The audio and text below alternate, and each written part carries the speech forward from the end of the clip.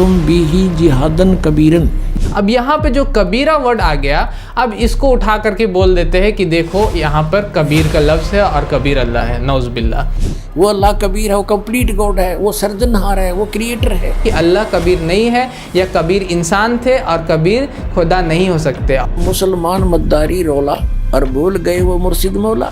और हम असली मुसलमान हैं, असली हिंदू हैं, असली सिख और ईसाई हैं। दोस्तों, आज की इस वीडियो में बात करेंगे इस्लाम धर्म को लेकर। इस्लाम धर्म में बहुत सारी भ्रांतियां फैली हुई हैं, बहुत सारी गलत अवधारणाएं फैली हुई हैं। सबसे पहले तो जानते हैं इस्लाम धर्म की हिस्ट्री के विषय में। दोस्तों, इस्लाम धर्म दुनिया का दूसरा सबसे बड़ा धर्म है। इस मजहब के अनुयायियों को मुसलमान कहते हैं और इनके प्रार्थना स्थल को मस्जिद कहते हैं। जैसे हिंदू धर्म में मंदिर होता है, उसी प्रकार इस्लाम धर्म में मस्जिद होता है। माना जाता है कि इस्लाम धर्म का उदय हजरत आदम जी से हुआ। ये हजरत आदम जी वही हैं जिनके बारे में बाइबल में भी जिक्र है। ये दुनिया के पहले इंसान थे। इनसे ही पूरी दुनिया आगे विस्तार को प्राप्त हुई है। वहीं हिंदू धर्म में ऋषि मनु से संसार का उदय माना जाता है। दोस्तों, इस्लाम धर्म के अंतिम नबी हजरत मोहम्मद सल्लल्लाहु अलैहि वसल्लम थे। हजरत मोहम्मद का जन्म 570 ईस्वी में मक्का में हुआ था। लगभग 613 ईस्वी के आसपास हजरत मोहम्मद जी ने लोगों को ज्ञान उपदेश देना आरंभ किया था और तभी से इस्लाम धर्म की शुरुआत हुई है। इस्लाम धर्म में एक अहमदी समुदाय भी है। वो मानता है कि हजरत मोहम्मद जो है अंतिम पैगंबर नहीं है, बल्कि बार बार पैगंबरों का आना लगा रहता है उस अल्लाह के बारे में जानकारी देने के लिए। ये समुदाय भारत में 19वीं सदी में आरंभ हुआ था। दोस्तों, इस्लाम धर्म में 6 फरिश्ते यानी देवता माने जाते हैं। पहला तो जिब्राइल जो ईश्वर का संदेश लाते हैं। दूसरा है इज़राइल जो मृत्यु का दूत है, जो मनुष्य की आत्मा को ले जाता है। और तीसरे हैं मकाइल जो मौसम बदलने वाले देवदूत हैं। और चौथे हैं इस्राफिल जो कहा जाता है कि ये प्रलय के दिन आवाज देंगे। और पांचवे हैं किरामन कातिबीन जो मनुष्य के कर्मों का लेख करते हैं। इस्लामिक मान्यताओं के अनुसार प्रत्येक मनुष्य के साथ 2 देव रहते हैं जो उनके कर्मों का लेख रखते हैं। और छठवें हैं मनुकिर नाकिर या नाकिरैन कहते हैं। कहा जाता है कि मनुष्य के मरने के बाद उनकी कब्र में आकर उनसे 3 प्रश्न पूछते हैं। दोस्तों, इस्लाम में 5 सर्वोच्च नियम है जिन्हें मुसलमानों को अंतिम श्वास तक पालन करना होता है यदि वो उस अल्लाह को पाना चाहते हैं। पहला है विश्वास, जिसे शहादा भी कहते हैं। अल्लाह या ईश्वर को छोड़कर और कोई पूजनीय नहीं है। हजरत मोहम्मद ही अंतिम संदेश वाहक हैं, इस पर विश्वास करना है। दूसरा है प्रार्थना या सलाह। सलाह इस्लामी प्रार्थना है। मुसलमान मक्का शहर में काबा की तरफ मुंह करके रोजाना 5 बार नमाज पढ़ते हैं। वहीं मुस्लिम महिलाएं घर में प्रार्थना करती हैं क्योंकि उनको मस्जिद में जाने की अनुमति नहीं है। तीसरा है दान, जिसे जाकत भी कहते हैं। चौथा है उपवास, जिसे रमजा भी कहते हैं। ये मुसलमानों के लिए रमजान के दौरान करना अनिवार्य होता है। और पांचवा है तीर्थ यात्रा हज। कहा जाता है कि जीवन भर में एक बार मुसलमानों को हज यानी यात्रा के लिए मक्का जाना अनिवार्य होता है, तभी वो उस अल्लाह को या फिर जन्नत को प्राप्त कर सकते हैं। दोस्तों, इस्लाम धर्म में मुख्य रूप से 2 तीर्थ माने जाते हैं। एक तो मक्का और दूसरा है मदीना। मक्का जो है हजरत मोहम्मद जी का जन्म क्षेत्र है और दूसरा है मदीना जहाँ पर हजरत मोहम्मद जी की मृत्यु हुई थी, वहाँ पर उनको दफनाया गया था। और इन दोनों जगह पर गैर मुस्लिम को जाना मना है। वहाँ पर कोई भी गैर मुस्लिम यानी जो मुस्लिम नहीं है वो नहीं जा सकता। दोस्तों, ये सारे नियम और साधना करने का उद्देश्य केवल अल्लाह को पाना है, उस ईश्वर को पाना है। लेकिन ये लोग क्या कहते हैं कि भाई ईश्वर निराकार है, उसको देखा नहीं जा सकता। कुरान शरीफ या फिर कोई भी मुसलमान धर्म की किताब, इस्लाम धर्म की किताब में नहीं लिखा है कि अल्लाह साकार है। तो आइए हम आपको दिखाते हैं कि अल्लाह साकार है, नर आकार है। ये कुरान मजीद है, वही की वही नो की नो, इसमें कोई अक्षर का भी अंतर नहीं है। लेकिन ये मजीद लिख दिया अरबी मऊ अरबी मतन यानी प्रकाशक है ऑफिस बुक डिपो 422 मटिया महल जामा मस्जिद दिल्ली 6 से। ये कुरान मजीद मुर्तजमा है मौलाना फ़तेह मोहम्मद खान साहिब जालंधरी। तसही मौलाना अब्दुल मजीद सरवर साहिब। प्रकाशक हैं Farid book depot private limited नई दिल्ली। इतने अब इसमें सूरत फुरकानी पर आते हैं। अक्षर का भी अंतर नहीं है इसके अंदर, उतना ही है। सूरत फुरकानी 25 और पृष्ठ नंबर है इसकी, इस पर 570 है, उसमें 604 है कुरान शरीफ में। अब यहाँ आते हैं नीचे एज इट इज़, इसमें अंतर माड़ा सा भी है। 51 है, ये 52 शुरू होती है। फला तुतियल काफिरन ने व जिहादुम बिही जिहादन कबीरा। कबीरा कहो, कबीरन कहो, कबीर कहो, खबीरा कहो। ये सिर्फ इसमें कबीरा लिखा, उसमें कबीरन लिखा है। मुस्लिम भाई यहाँ पर कबीरा शब्द को देखकर बिदक जाते हैं कि भाई कबीरा का मतलब तो बड़ा होता है, ये कोई कबीर का नाम नहीं है। जिहादन कबीरा। अब यहाँ पे जो कबीरा वर्ड आ गया, अब इसको उठा करके बोल देते हैं कि देखो यहाँ पर कबीर का लफ्ज़ है और कबीर अल्लाह है, नौज़ुबिल्लाह। अब आपको दिखाते हैं कुरान शरीफ जो लखनऊ किताब घर से प्रकाशित है। इसमें सूरत फुरकान 25 के पेज नंबर 604 में लिखा है, ये 52 आयत है। फला तुतियल काफिरन जाहिदुम बिही जिहादन कबीरन। ये कबीर कहो, कबीरा कहो, कबीरन कहो, कंसेप्ट क्लियर हुआ। अब ये क्या कहता है यहाँ पर कि ए पैगंबर, कुरान शरीफ का ज्ञान देने वाला अपने पैगंबर को बोल रहा है तुम काफिरों का कहा न मानना। वो काफिर नहीं मानते भगवान को, वो तो अन्य देवताओं की पूजा करते हैं। और इस कुरान शरीफ की दलीलों से, कुरान की दलीलों से मैं जो तुझे हिदायत दे रहा हूँ, इसके आधार से उनका सामना करना उस कबीर के लिए, जिहादन कबीर, उस कबीर के लिए, कबीर अल्लाह के लिए संघर्ष करना, लड़ना नहीं। जिहाद का अर्थ लड़ना नहीं होता, संघर्ष करना, उनकी बातों में ना आना, सीधी सी बात है। अब दोस्तों कुरान शरीफ में केवल एक जगह ही नहीं, कई जगह कबीर साहिब के भगवान होने का जिक्र है, जिसको कबीरा खबीरा कबीरन के नाम से लिखा हुआ है।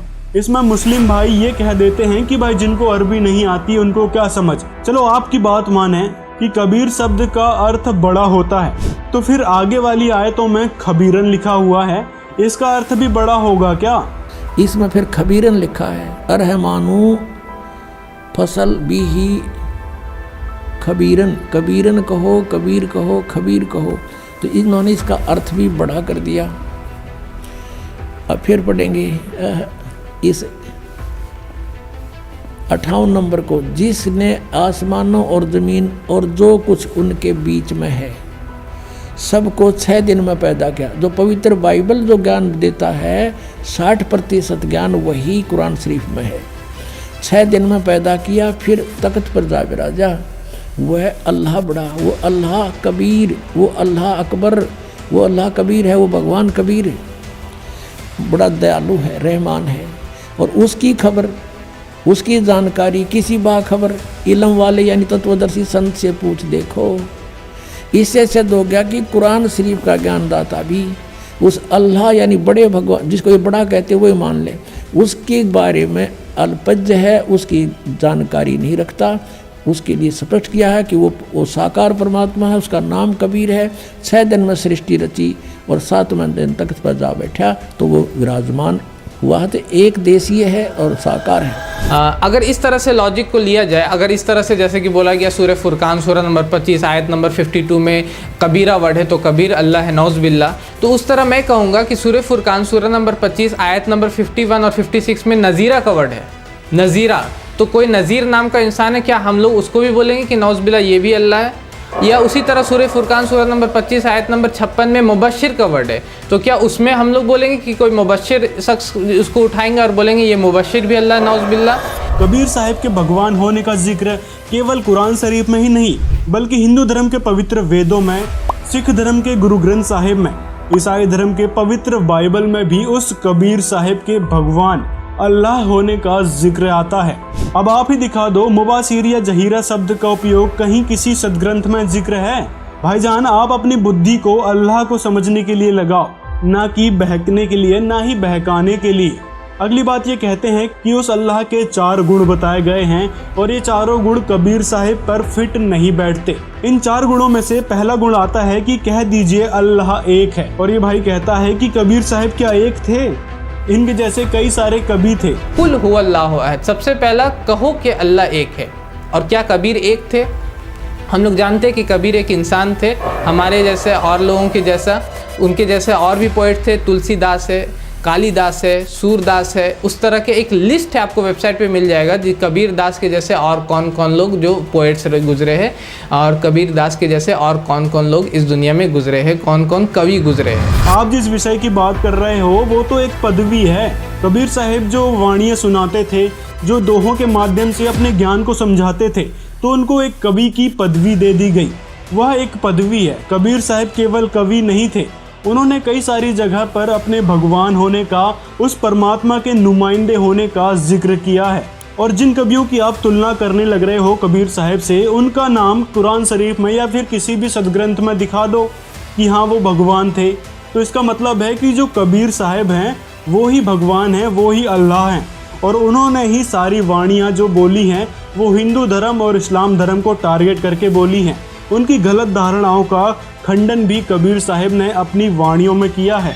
मुल्ला को के बंग सुनावे, मुल्ला को के बंग सुनावे, वो ना बैरा करता रा वहाँ तो नहीं है दारमदारा। मूल गवा चले हो काजी, मूल गवा चले हो काजी, बर लिया घोर अंगारा, वहाँ तो नहीं है दारमदारा। दूसरी और तीसरी बात उस अल्लाह के विषय में कही गई है कि वो अल्लाह बेनियाज है, यानी वो अल्लाह किसी पर डिपेंडेंट नहीं है, और ना ही अल्लाह किसी से पैदा होता है और ना ही उसको किसी ने पैदा किया है। इस पर ये भाईजान कहते हैं कि कबीर साहिब तो पैदा हुए हैं, उनके माता पिता थे, उन्होंने गुरु बनाया, उसके बाद ही उनको पता चल पाया भक्ति मार्ग का, ऐसा ये कहते हैं। आप सोच सकते हैं कि अल्लाह जो होते हैं वो असमद होते हैं, उनको किसी की ज़रूरत नहीं होती। यहाँ पे कबीर को पढ़ाया जा रहा है, और कौन पढ़ा रहा है? स्वामी रामानंद उनको पढ़ा रहे हैं, और उसके बाद वो भक्ति मूवमेंट को चलाते हैं। अगर कबीर परमात्मा ने उस समय गुरु ना बनाए होता रामानंद जी को, तो आज ये काल का दाव लगा रहता, और ये काल के दूत ये कहते और ये भोली आत्मा फंसे रह जाते कि कबीर साहब ने कौन सा गुरु बनाया था, वो भी तो परम धनी थे। कबीर साहब इन फैक्ट परम धनी है, वास्तव में परम धनी है, लेकिन उस परम धनी ने भी उस मर्यादा को बनाए रखने के लिए गुरु बनाया, इसलिए कि आने वाले समय में कलयुग के अंदर इन काल के दूतों का दाव ना लग जा और मेरे बच्चों को फिर से ना ये मिसगाइड करके यही रख दे। तो इसलिए रामानंद जी को सख्त हिदायत देनी पड़ी, तो परमात्मा ने कि मैं जो कहूँ तेने मानना पड़ेगा। तब रामानंद जी ने आंखों में आंसू करके जो आपकी आज्ञा होगी वो करूँगा, लेकिन आत्मा नहीं मान रही मेरी, पर आपकी आज्ञा सिरोधार्य होगी। वो बेसिक गुरु रूप में जनता के रूप में थे, लेकिन रामानंद की आत्मा कैसे मान ले? उसने एक संत, वो तो भगवान देख चुके थे। बोलत रामानंद जी सुनो कबीर करतार, गरीब दास सब रूप के तुम ही सर्जनहार।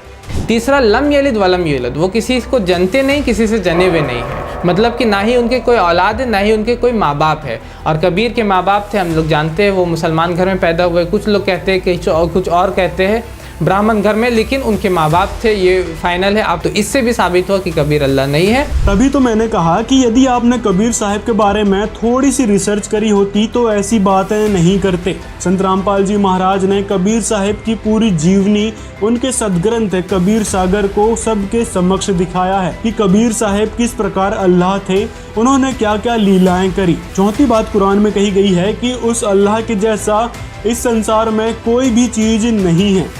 और चौथा लाइन वलम यकुल लहु कुफुवन अहद, और अल्लाह के जैसी कोई भी चीज़ नहीं, and there is nothing comparable unto him. ये सबसे हार्ड, ये सबसे लाइन जो है सबसे मुश्किल है कि अल्लाह सुब्हान ताला के अलावा कोई इसको पास कर सके, क्योंकि आपका सोच, आपका समझ, आपका ख्याल उन तक नहीं पहुंच सकता कि वो कहाँ तक होंगे, मतलब वो किस तरह होंगे, या उनको किस तरह, मतलब उनको किस तरह से इमेजिन आप नहीं कर सकते। अगर आपका सोच कहीं पे जाता है तो वो अल्लाह सुब्हान ताला नहीं है। हाँ, हमारी सोच तो चलो वहाँ तक नहीं जा सकती, लेकिन क्या हो अगर वो अल्लाह खुद आकर अपनी जानकारी दे, अपने बारे में, अपने लोक के बारे में बताए, उस जन्नत के विषय में बताए, तो क्या फिर भी आप विश्वास नहीं करोगे? कबीर साहिब ने स्वयं ही कबीर सागर में और वेदों में भी लिखा हुआ है उस अल्लाह के जन्नत का स्थान, जो जन्नत से कई गुना ऊपर है, जिसे सतलोक कहा गया है, जिसके बारे में पवित्र वेदों में भी और कुरान शरीफ में भी उस जन्नत का जिक्र है, जो अविनाशी है, जो कभी नष्ट होने वाली नहीं है। जो महाप्रलय के अंतर्गत भी नहीं आती। उसके बारे में कबीर साहिब जी ने ही बताया है। वह अल्लाह स्वयं अपनी प्रिय आत्माओं को मिलते हैं, उनको अपना लोक दिखाते हैं। वह जन्नत दिखाते हैं जो अविनाशी है, जहाँ जाने के बाद जन्म मृत्यु नहीं होती। और जिन महापुरुषों को वह अल्लाह मिले उनमें से थे संत गरीबदास जी, गुरु नानक जी और यहाँ तक कि हजरत मोहम्मद जी को भी वह अल्लाह कबीर मिले थे। उस अल्लाह ने उनको पूरी जानकारी दी और बताया कि पूर्ण परमेश्वर कौन है और किसकी इबादत करनी चाहिए। हम मोहम्मद को वहाँ ले गए हो, इच्छा रूपी वहाँ नहीं रहे हो, उल्ट मोहम्मद महल पठाया, बुद्ध बीरज एक कलमा लाया, रोजा बंग नमाज दई रे, बिस्मिल की नहीं बात कही रे। तुम्हारे उस हजरत मोहम्मद जी को जो ऊपर से आदेश हुआ था वो वास्तविक आदेश ये था कि रोजा व्रत रखो, नमाज करो 5 वक्त की और अजान दो, बंग दो, लेकिन बिस्मिल करने का आदेश नहीं था वहाँ का। तो कहने का भाव ये है पुण्यात्माओं, यथार्थता से अपरिचित प्राणी सभी भ्रमित हैं। इस दास के पास वो यथार्थ ज्ञान है, आकर ग्रहण करो, अपना कल्याण कराओ। इसमें हार जीत की भी कोई बात नहीं है, हार जीत का कोई बात नहीं है। दास के पास वो ज्ञान है, आपको उसका पता नहीं। अब सभी एक परमात्मा की संतान है पूरी पृथ्वी पर। जीव हमारी जाति है, मानव धर्म हमारा हिंदू मुस्लिम सिख ईसाई, कोई धर्म नहीं है न्यारा। दास का ये विधान है और हम असली मुसलमान हैं, असली हिंदू हैं, असली सिख और ईसाई हैं। और जितने भी दास के अनुयायी हैं एक सत साधना कर रहे हैं, अल्लाह अकबर की भक्ति करते हैं, सब बुराइयों से दूर हैं, बीड़ी शराब मांस तम्बाकू छूते भी नहीं, चोरी जारी रिश्वतखोरी इन्होंने प्रतिज्ञा कर रखी है। तो ये है वास्तविक मुसलमान और हिंदू और सिख और ईसाई। तो भाईजान कहने का मतलब है कि उस अल्लाह कबीर का जिक्र हर कहीं है, चाहे आप कुरान शरीफ देख लो, वेद देख लो, बाइबल देख लो या गुरु ग्रंथ साहिब देख लो, हर जगह परमात्मा को साकार बताया गया है, मनुष्य सदृश से बताया गया है। यदि आप अभी भी विश्वास नहीं कर पा रहे हैं तो आपको ईसाई धर्म की पवित्र बाइबल दिखाते हैं। परमात्मा नर आकार है, 6 शरीर है, 6 दिन में सृष्टि रची और परमात्मा ने 6ठे दिन मनुष्य को अपने जैसा, अपने अनुरूप, अपने शरीर जैसा, अपनी सूरत जैसा उत्पन्न किया, नर और नारी करके उनकी उत्पत्ति की।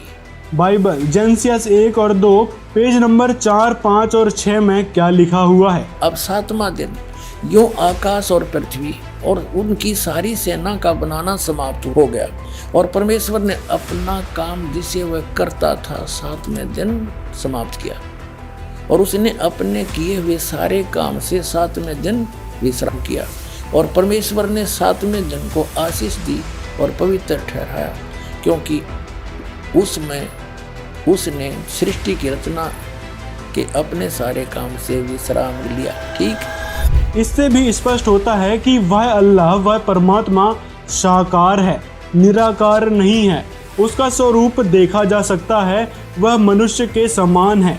परमात्मा ने मनुष्य को अपनी तरह ही उत्पन्न किया है, यानी जो हमारा शरीर है वो परमात्मा के समान है। बस फर्क इतना है कि उस परमात्मा का शरीर करोड़ों सूर्य और करोड़ों चंद्रमाओं को मिला दें, इतना तेजस्वी शरीर है, इतना प्रकाशवान शरीर है। और वहाँ पर आत्माओं का शरीर 16 सूर्य और 16 चंद्रमाओं जितनी रोशनी का है। इसके बारे में संत रामपाल जी महाराज ने बताया है। तो दोस्तों, वह बाखबर और अंतिम नबी कहें संत रामपाल जी महाराज ही हैं। तो दोस्तों, अगली वीडियो में हम बात करेंगे इस्लाम धर्म में चल रही गलत धारणाओं को लेकर। जो इस्लाम धर्म के भाईजान कर रहे हैं वो किस प्रकार गलत है और कुरान शरीफ में क्या करने को कहा गया है, इसकी बात हम अगले वीडियो में करेंगे। तो अगली वीडियो देखने के लिए हमारे चैनल को सब्सक्राइब कर लें और बेल आइकन को भी दबाएं, ताकि जैसे ही हम वीडियो डालें आप तक नोटिफिकेशन पहुंच जाए। हम सभी एक परमात्मा की संतान है पूरी पृथ्वी पर। जीव हमारी जाति है, मानव धर्म हमारा हिंदू मुस्लिम सिख ईसाई, कोई धर्म नहीं है न्यारा। दास का ये विधान है और हम असली मुसलमान हैं, असली हिंदू हैं, असली सिख और ईसाई हैं। और जितने भी दास के अनुयायी हैं एक सत साधना कर रहे हैं, अल्लाह अकबर की भक्ति करते हैं, सब बुराइयों से दूर हैं, बीड़ी शराब मांस तम्बाकू छूते भी नहीं, चोरी जारी रिश्वतखोरी इन्होंने प्रतिज्ञा कर रखी है। तो ये है वास्तविक मुसलमान और हिंदू और सिख और ईसाई। दोस्तों वीडियो को लाइक करना ना भूलें और ये वीडियो ज़्यादा से ज़्यादा अपने मुस्लिम भाई बहनों तक शेयर करें ताकि लोग इस सच्चाई को जान सकें और गलत धारणाओं से बच सकें और उस अल्लाह को प्राप्त कर सकें। और दोस्तों इस विषय में अपनी राय कमेंट में ज़रूर बताएं। मिलते हैं अगले वीडियो में।